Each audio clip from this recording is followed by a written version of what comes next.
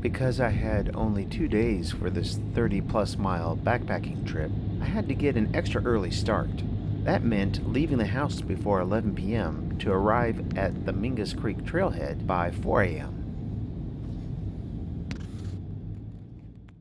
If you have watched any of my videos, you probably know that I am currently on a quest to hike all the trails in the Great Smoky Mountains National Park and become a member of the 900 Miler Club, which celebrates those who have achieved this goal.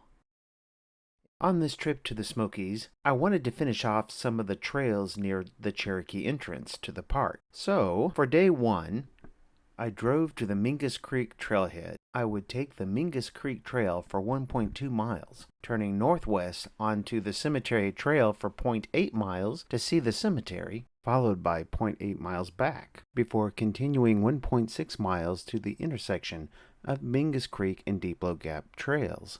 Here I would take the Deeplow Gap Trail for 3.8 miles to the actual Deeplow Gap, where I would head north on Thomas Divide Trail with a steady climb for 3.4 miles before heading southwest on Sunkota Ridge for 4.8 miles, where I would turn west on Martin's Gap for 1.4 miles to reach the Deep Creek Trail. A mere half mile north on the Deep Creek Trail brought me to campsite number 56, where I would spend the night. On day two, I would head 0.2 miles north on Deep Creek Trail and then west on Pole Road Creek Trail for 3.2 miles to reach the Noland Divide Trail, on which I'd head south for 7.8 miles to reach its trailhead in the Deep Creek Campground. All told, it will be a 31-mile hike with just shy of 8,200 feet cumulative elevation gain. I'm standing here by the entrance to the Mingus Mill parking lot, and probably gonna have to get going here pretty soon. Only 2.9 miles to Deeplow Gap. Only. First water crossing is a nice big bridge. Second crossing is a nice little bridge here as well. Now this is pretty cool. This is the park ranger's target practice area. Not far up the Mingus Mill Trail here. We're only about maybe 1/10 of a mile. This is Mingus Creek, and down below it is mentioned that it is part of the Mountains to the Sea set of trails.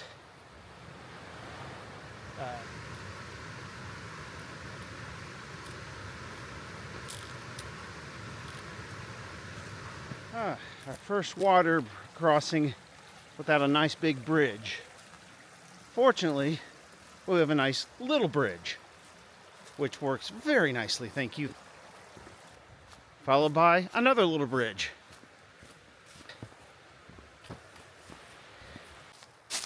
Okay, looks like we have the branch off to the right here, going to the cemetery.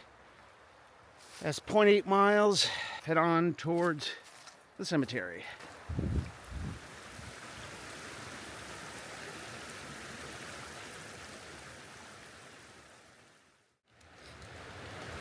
Man, I got hungry a lot quicker than I thought. So I'm going to have my boiled egg here real soon. Fortunately, it's already pre-salted.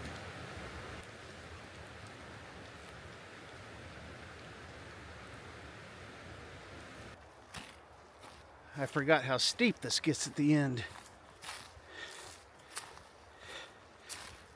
I forget which family it is. Actually, I don't believe this is the cemetery of any particular family.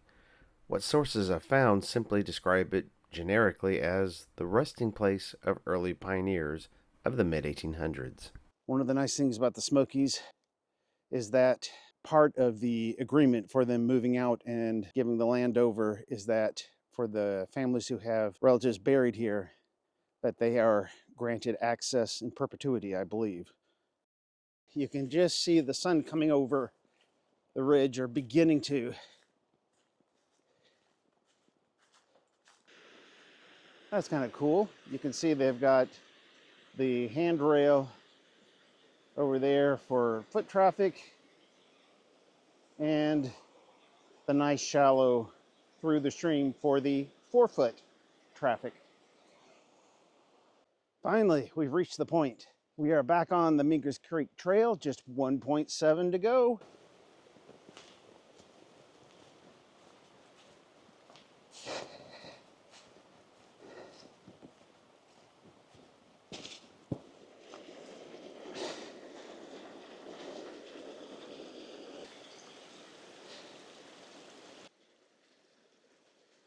Had to step into the water just a little bit, but fortunately, hiking shoes have Gore-Tex.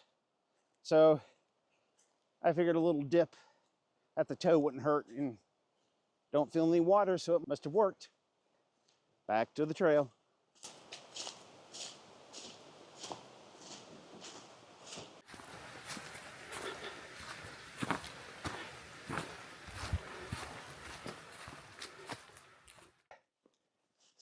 We have now started the switchbacks. It's fairly gentle up until the last little bit as you start to hit some switchbacks. So we're just going to go zigzagging back and forth up these zigzags here until we reach the intersection with Deeplow Gap Trail where it starts. So back and forth till we get there.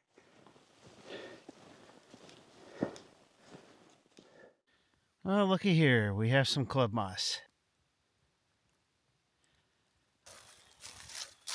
A whole hillside of club moss.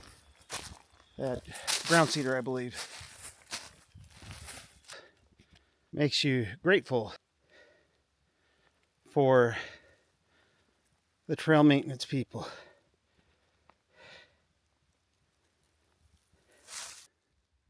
Well, look at that. Our first blowdown I actually have to step over. That's pretty good. If you want to see something that's rich with blowdowns, go watch my Twin Creeks video from about a year ago. That was blowdown. Well, well, well. Just a mere 3.9 left to go.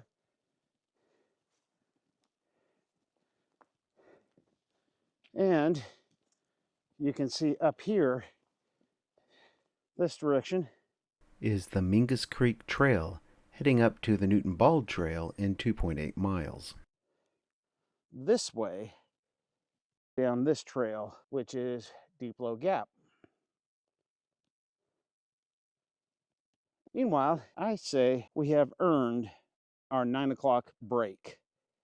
A cold fast food bean burrito may not be the typical freeze-dried backpacking meal you'd expect, but it is so much faster and more convenient. Okay. What a beautiful view, right? I've had my 10-minute lunch break, so it's time for me to leave Mingus Creek Trail and embark upon Deeplow Gap.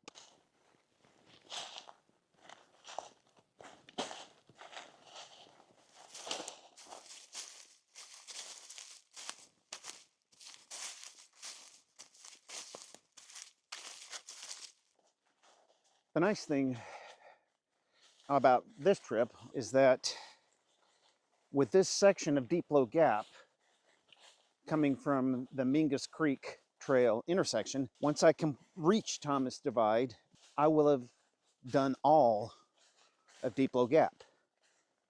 This will complete Deeplow Gap for me.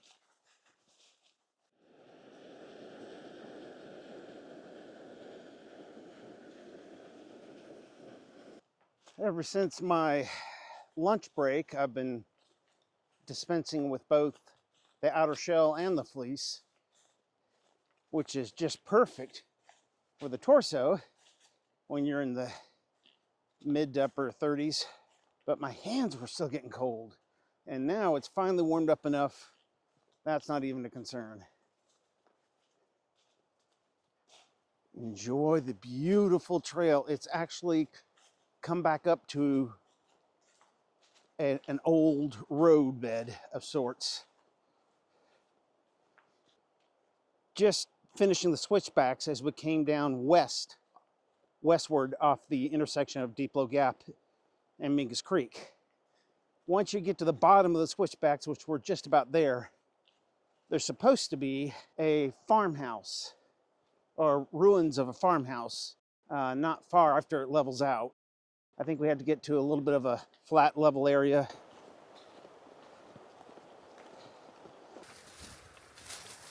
The dog hobble's getting a little grown in this section.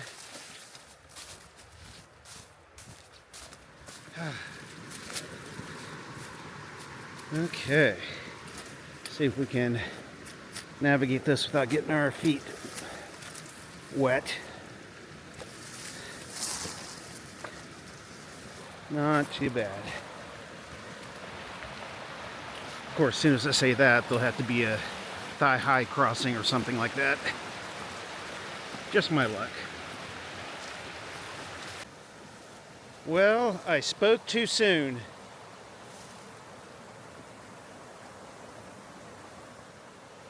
I could go across where that log is, crossing the stream, but I'd have to get my feet wet for that. I'd have to wade up to my thigh if I go that direction over here.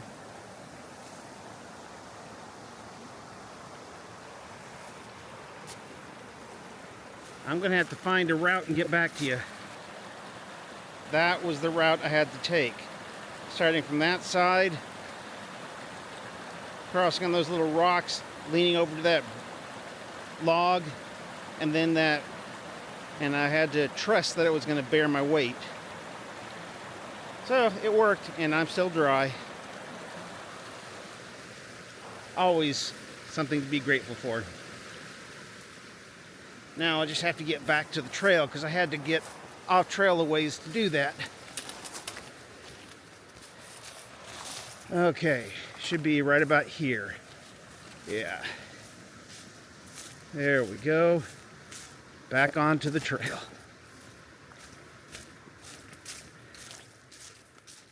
I don't know if this is the area or not, but man, it sure looks like it flattens out nicely here. I can't imagine some settler coming through here and not thinking, man, this would be a good spot for a house. I knew this was just too good not to be a site for a home. And sure enough, looky here. Oh yeah, the stone remains. Cornerstone, corner of the house maybe. And yes, this would have to be the chimney. I think this is the one we read about. The remnants of the farmhouse. Just look at that beautiful flat area. That little creek winding through it. No wonder they chose to build there.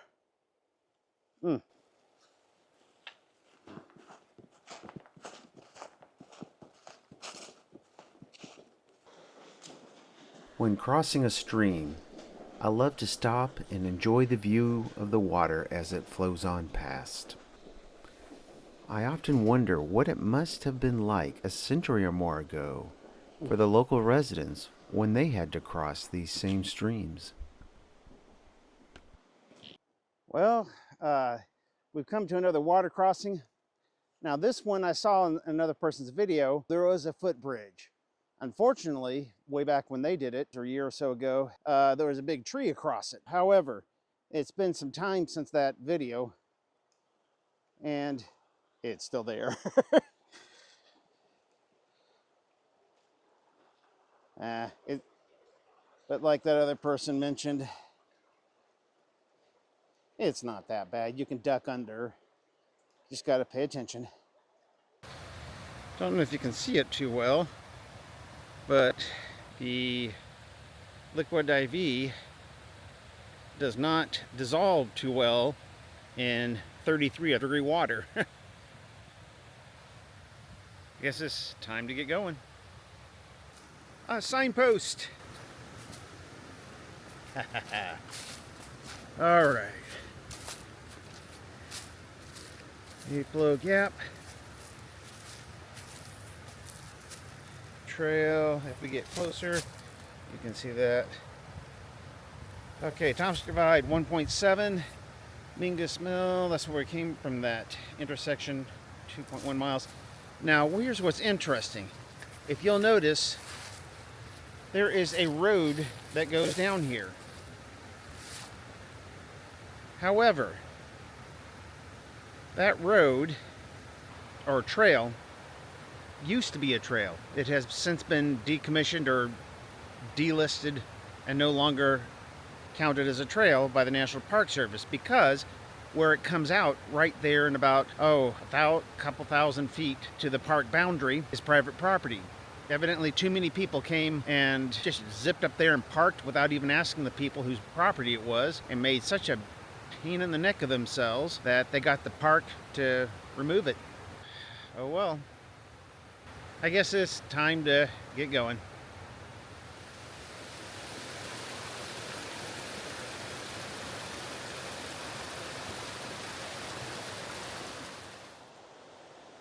Well, it's not a sign, but it's something just as, I'd say, just about as good.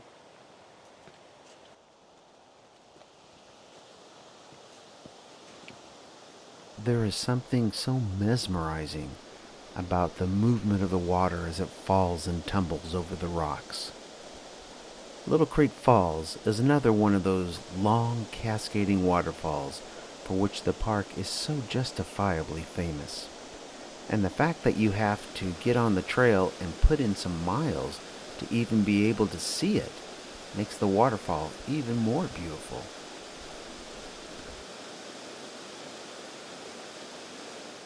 These shelf fungi are really spectacular.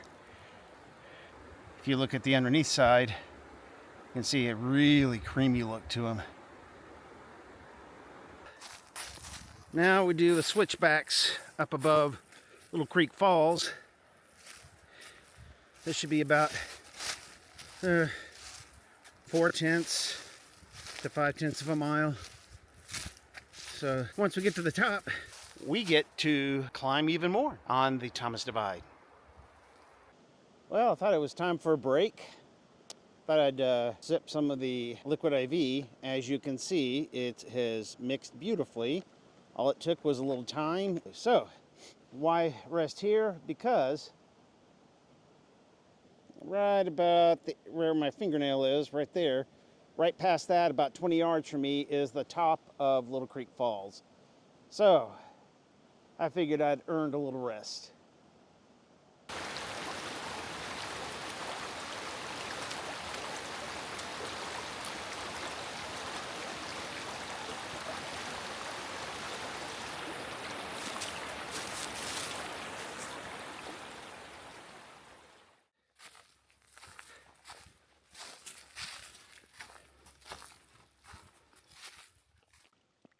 Well, we are the last little stream crossing trickle above Little Creek Falls before we hit Low Gap. From here on out, there is no more water, so I'm gonna fill up both bottles that I've used so far so I can have everything I need for the next 8 miles.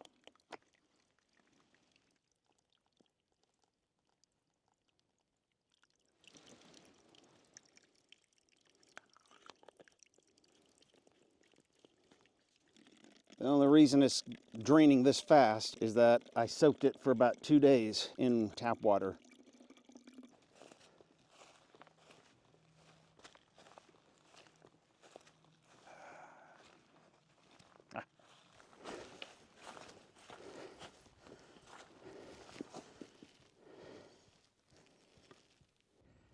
Last video, I came up that way from the trailhead to the south, up the Thomas Divide to this intersection, and now I'm heading north to the intersection with the Newton Bald Trail. and from this point on, I'm hitting all new Thomas Divide. But it's about 1:50, so I need to cook it because I've got about, I think 8 miles left. Well, looks like we came across part of the Trailblaze Challenge. All right, I'll leave that there for them. WD4ENU, KB4BZT, KB4BZT clear. Well, I was trying to reach my dad on the amateur radio 2-meter repeater, but he wasn't on just yet, so I'll try him a little later. It is one nice thing, even when cell phones can't reach, odds are there's a mountaintop with a repeater that I can reach with my 2-meter. So still have communication. Well, that's a bit of a surprise. There wasn't supposed to be any water here. Huh, right there you can see Lone Pine Ridge projecting out behind me. Huh, how about that? You can see I am almost about 1 mile from the Newton Bald. That makes a nice view.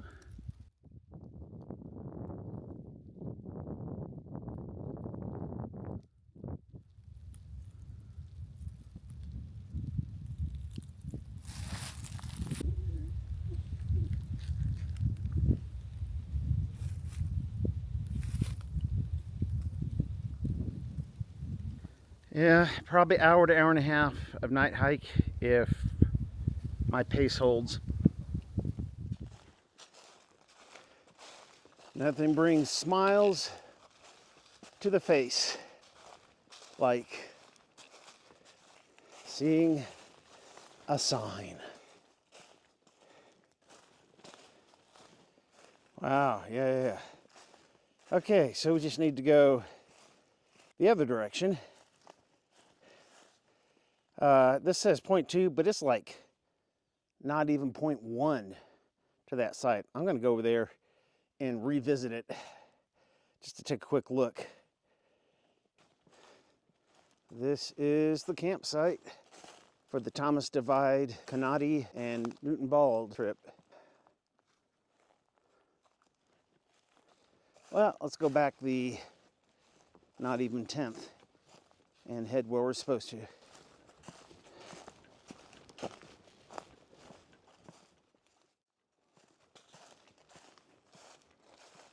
Yeah. 2 backpacking trips ago, I hiked the top portion of Thomas Divide. On my last backpacking trip, I hiked the bottom portion of Thomas Divide. And now, I'm completing the middle and last part of Thomas Divide.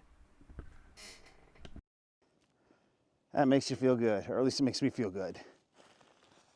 Now, I get to do the same for Sunkota Ridge. I hiked the bottom part of Sunkota on my very first hike with my daughter. Now we're going to hike all the way down to Martin's Gap, and I will have completed Sunkota Ridge. I'll tell you what, this has turned out to be quite the hiking trip here in terms of completions.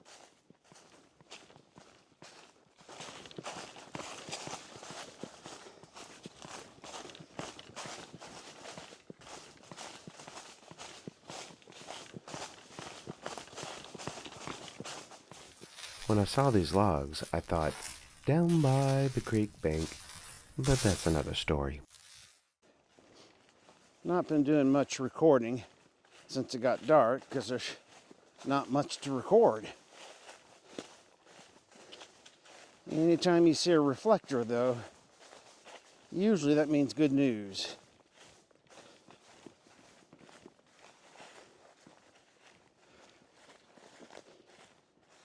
Okay. Sunkota Ridge going back to the right. Loop trail to the left.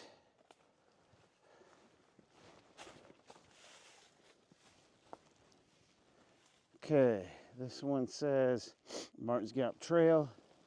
That's what we want, Martin's Gap Trail, which is heading out that way.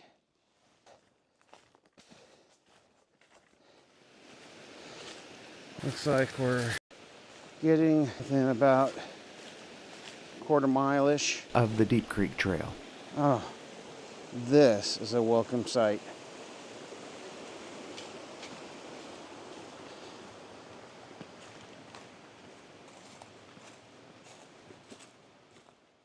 I got here at 8:50. I think sundown is at 6:30-ish. About 2 hours, a little over 2 hours of night hiking. With only 2% chance of rain forecasted, I decided not to even bother with the rain fly.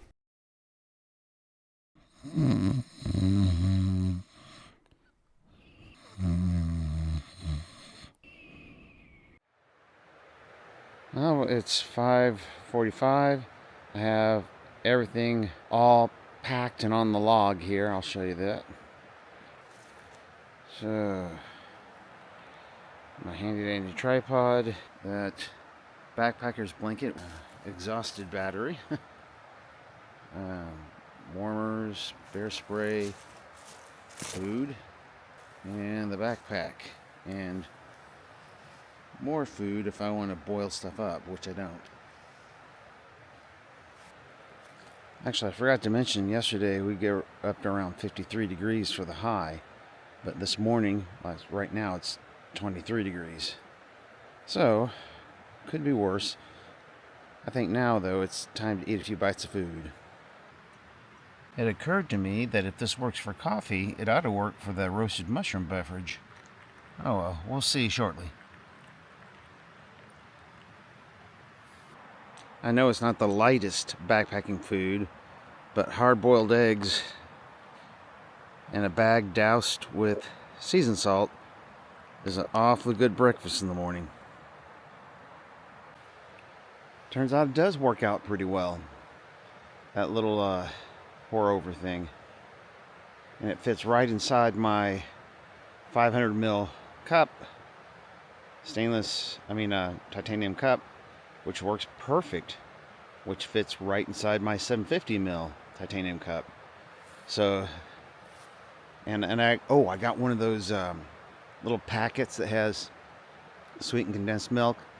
I know it's not the best thing to consume in volume, but once in a great while, it's kind of fun. And it comes in little packets that you rip open and just pour in. Nice little bit of pampering, but works very well. Well, we're getting on towards 6:30, I think. We're going to have 11 miles today instead of the right at 20 yesterday. It was down, like I said, 23. I was very comfortable indeed. We have a slight problem, so it might be closer to 7 when I leave. I was fully intending to put the water filter with me in the insulated hammock so it wouldn't freeze up. I got here after 20 miles. My brain was so fried, I forgot that the water filter was in the backpack that I hauled up. So it sat there, going down to 23, so it froze. I'm a little concerned about the efficacy of the filter now. Basically, I'm worried that the freezing may have damaged the filter media to where pathogens might be able to slip through. So, what I'm going to do, heat up some water, put it in the bag, let it thaw that out. It should be able to filter. So I'll filter those 3 bottles, put some iodine tablets in there, just in case the filter media was damaged, and we should be good. Well, we have to say goodbye to the campsite here. It is a great campsite for tent camping, not so great for hammock camping unless you want to go back into the woods there a little bit. It's 8 o'clock, so I got to get cooking here. All right, off we go. Isn't it beautiful?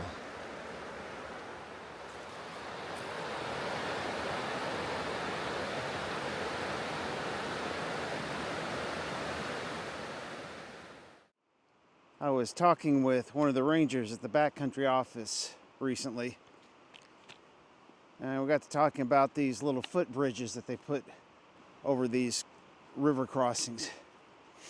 And it really is a labor of love. I mean, yes, they get paid to come here and work, but they don't get paid near enough for the heavy-duty, hard work it is to get stuff back here and get this done, just so you and I can come back here and walk across without getting soaked up to our waist. Really nice in the winter. But oh, this is just beautiful. Ah, yes.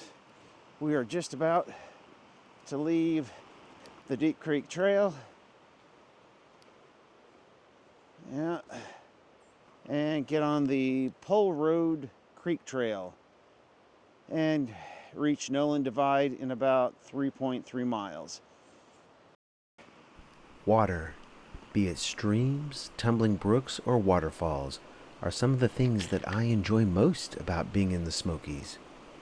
As the water swirls, cascades, and rushes over and around the rocks, it embodies the sense of freedom and excitement that comes from grabbing your pack and striding into the forest to experience the unknown. Well, here's a nice little crossing that nobody warned me about. Let's get down here, scout this out, see if we can find an alternative. Oh, perhaps that fallen log. If that log is good enough, I might be able to get across. Had to do all this bushwhacking up to this really big fallen log. Kind of an old one that's starting to rot a little bit, but it was good enough. I was able to get my way across.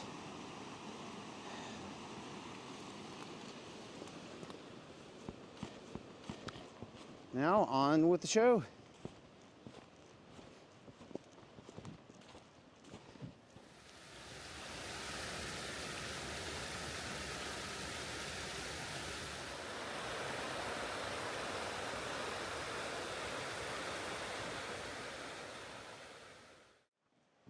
Okay, we're about half a mile up Pole Creek.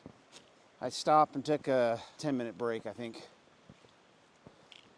and took off the shell and the puffy jacket, both, put them away. It's just warm enough with effort and exertion that I think I'm okay without it. Well, looky there. We have a little bit of partridge berry, adding some color to the experience.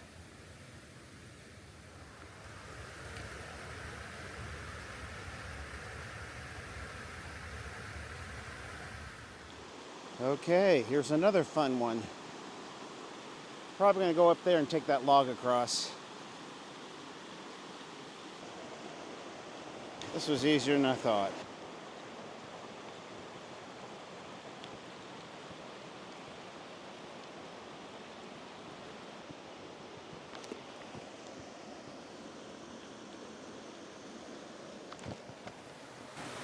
I think this will work, provided it doesn't break in the middle and drop me 8 feet to the water in the rocks.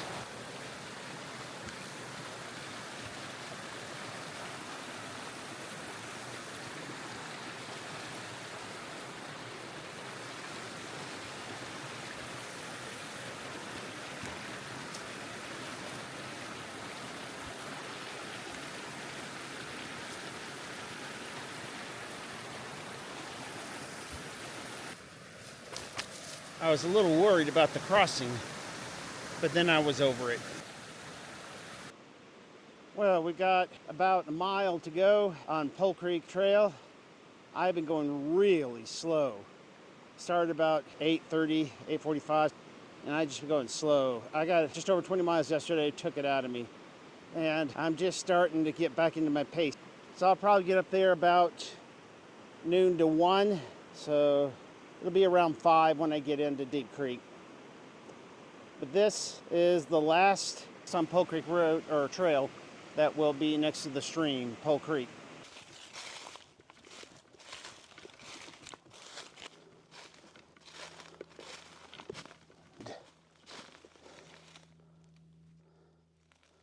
Deep Creek in 7.8. We just came 3.3.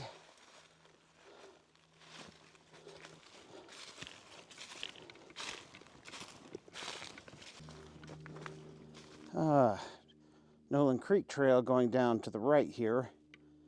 And of course, Noland towards Deep Creek where we're headed here. Well, 1:15, so I sat down and actually rested, laid down for like 5-10 minutes. It was just after eating the rest of that cheese, bean, and rice burrito from Friday. So that was a nice break. Some water, and then now it's time to go.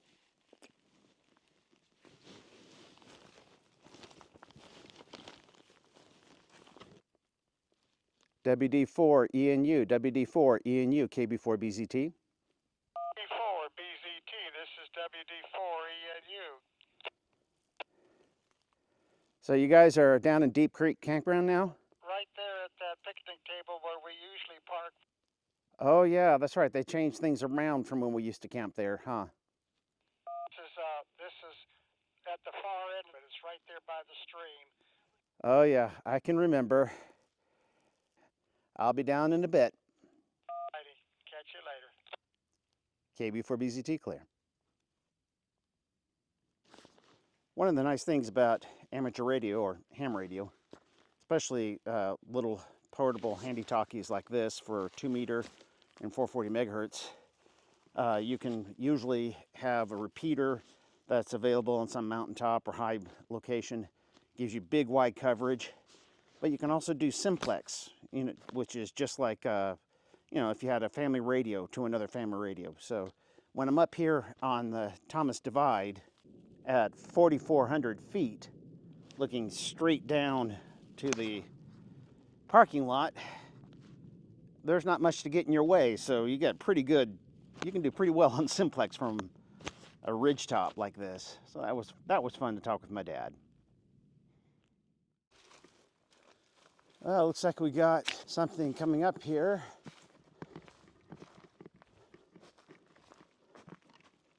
Oh, Lonesome Pine Overlook.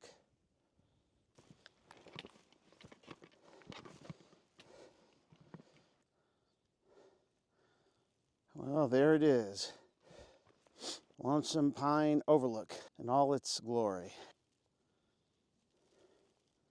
I believe.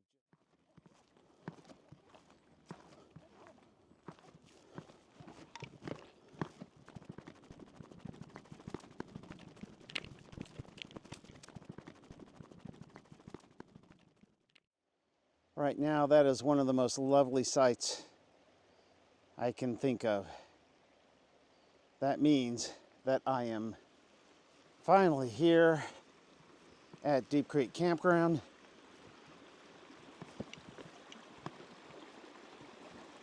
Oh, a water crossing with the bridge.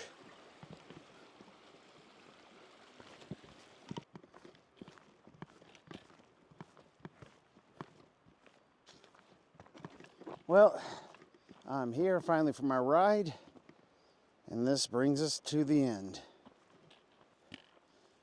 Well, we've come to the end of a very long, successful adventure in the Great Smoky Mountains National Park. Whew. Man, I really wanted to get that loop done, and I wanted to thank you for coming along with me. As always, if you know someone who loves this type of content, likes backpacking, loves being in the Smokies, the great outdoors, please feel free to share this with them. All the things that the YouTube people say, that would be wonderful. But meanwhile, thank you for being with me, and I'll see you on the next one.